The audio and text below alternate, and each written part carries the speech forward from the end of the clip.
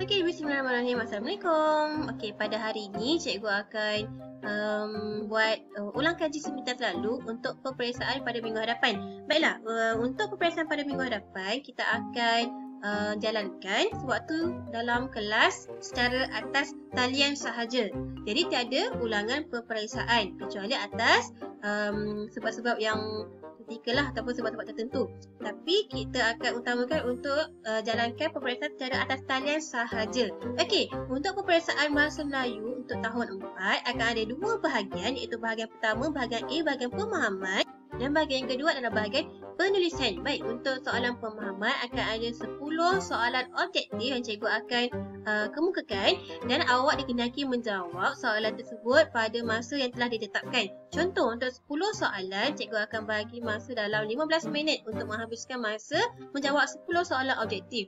Jadi, jika awak lambat masuk kelas online pada hari tersebut, andai kata kawan-kawan awak dah menjawab soalan objektif yang ke-6, awak baru masuk, jadi awak terlepaslah untuk menjawab soalan nombor 1 sampai soalan nombor 5. Jadi markah awak akan Jadi untuk elakkan awak daripada ketinggalan untuk menjawab soalan peperiksaan, pastikan awak masuk kelas pada awal waktu ataupun awal daripada waktu kelas bermula.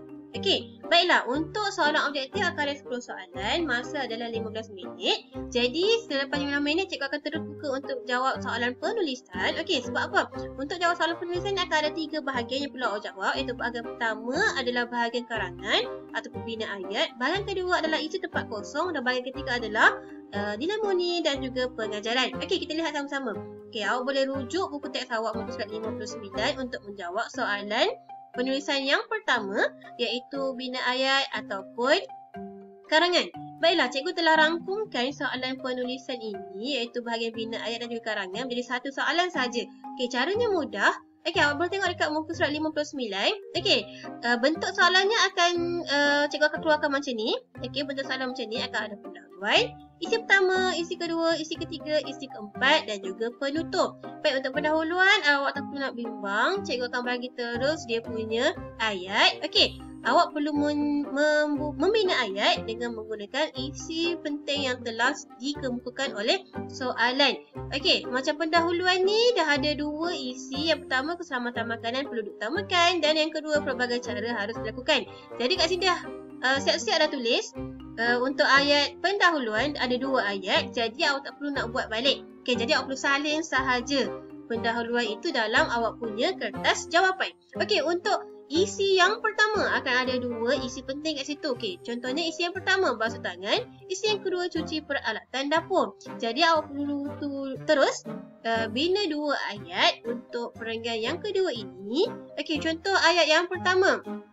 Antara cara yang boleh dilakukan untuk menjaga keselamatan makanan adalah dengan membasuh tangan dengan menggunakan sabun. Titik.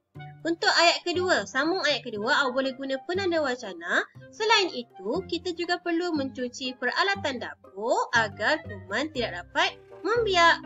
Tujuan awak gunakan penanda wacana ini adalah untuk memberi kesinambungan daripada ayat pertama tadi.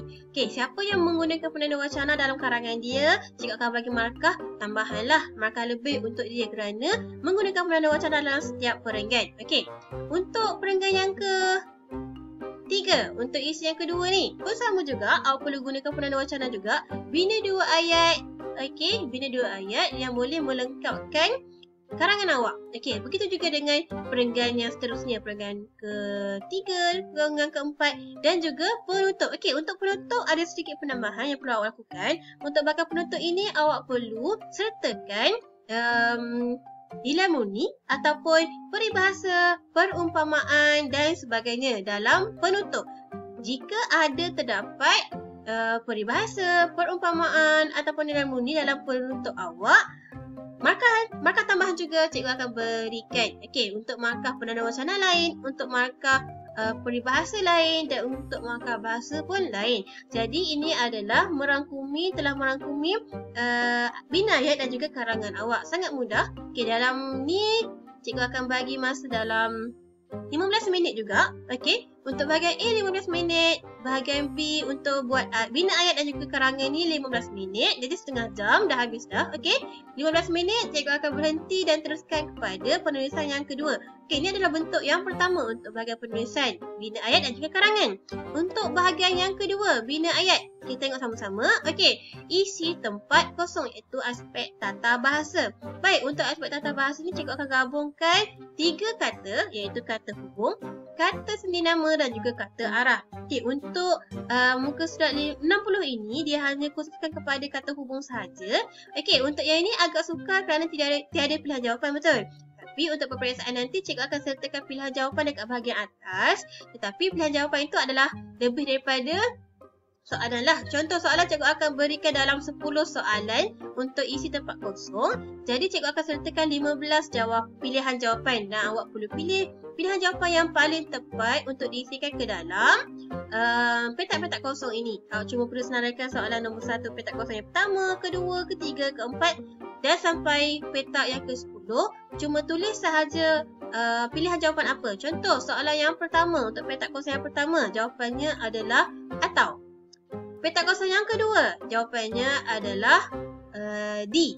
Petak kosong yang ketiga, contoh jawapannya adalah sana. Okey, ataupun kanan. Okey, awak pilih jawapan yang ada di atas dan letakkan dalam ruangan jawapan awak. Ada 10 tempat kosong dan 10 jawapan sahaja yang perlu awak tulis dalam jawapan awak. Okey, ini adalah bentuk soalan penulisan yang kedua, isi tempat kosong. Tak susah kerana dah ada pilihan jawapan. Awak cuma perlu membaca dan pilih jawapan yang paling tepat. Okey, itu adalah bentuk soalan yang kedua. Okey, untuk soalan yang ketiga, soalan yang ketiga ni soalan nilai murni. Okey, untuk soalan nilai murni ni awak perlu lihat video. Okey, cikgu akan bukakan video dan kamu perlu tulis apakah nilai murni yang terdapat dalam video tersebut. Okey, mari sama-sama kita saksikan dahulu contoh video.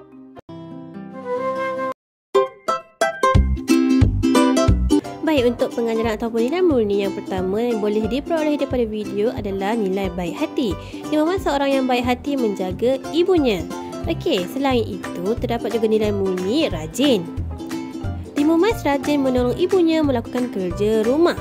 Nilai murni yang ketiga yang kita dapat adalah nilai berani. Siapa yang berani? Okey, mari kita lihat sama-sama. Timumas berani melawan raksasa dengan membaling barang sakti pemberian ibunya.